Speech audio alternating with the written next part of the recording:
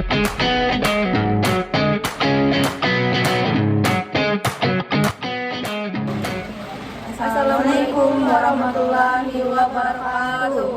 Halo semuanya, di sini kami ingin menjelaskan tentang materi sistem pertahanan tubuh terhadap penyakit. Sebelumnya, perkenalkan, nama saya Aulia Darajatun. Nama saya Tina Andini. Dan saya Rianti Claudianova. Di sini ada sistem pertahanan tubuh. Sistem pertahanan tubuh adalah mekanisme yang dimiliki tubuh untuk melindungi diri dari serangan penyakit atau patogen. Sistem ini dibagi menjadi dua bagian besar, yaitu sistem pertahanan eksternal dan internal. Sistem pertahanan eksternal ini bertugas mencegah masuknya patogen ke dalam tubuh. Contoh sistem pertahanannya seperti lapisan jaringan epitel yang merupakan kulit dan lapisan tipis pada saluran pernapasan serta pencernaan yang menjadi benteng utama terhadap patogen. Ada juga asam lambung, zat asam kuat di lambung yang bisa membunuh kuman atau mikroorganisme yang masuk bersama makanan atau minuman. Setelah itu, lisozim.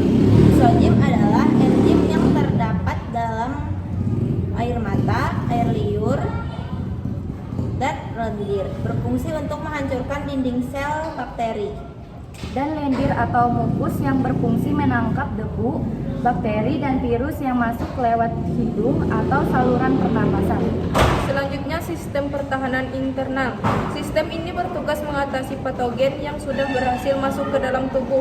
Didukung oleh sel darah putih, sistem ini terbagi menjadi dua jalur utama, yaitu fagosit dan limfosit.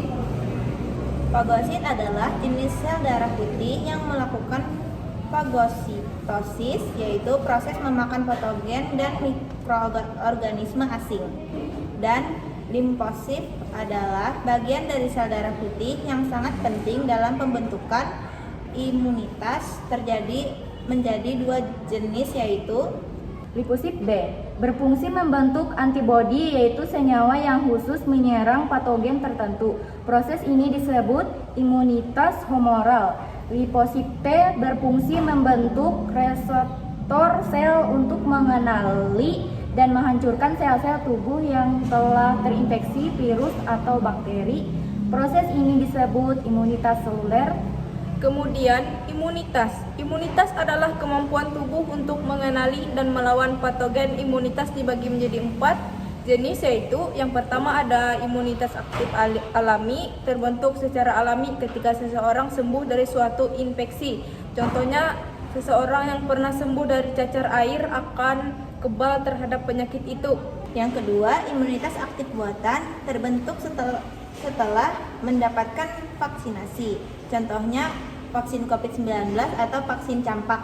Yang ketiga, imunitas pasif alami, didapatkan secara alami tanpa proses infeksi atau vaksin, seperti antibodi yang diturunkan dari ibu ke bayi melalui ASI. Dan yang keempat ada imunitas pasif buatan, didapatkan melalui donor antibodi dari orang lain, contohnya lewat plasma darah dari orang yang pernah sembuh dari penyakit tertentu. Kesimpulan dari topik yang akan dibahas adalah tubuh manusia memiliki sistem pertahanan luar dan dalam yang bekerjasama untuk melindungi kita dari penyakit.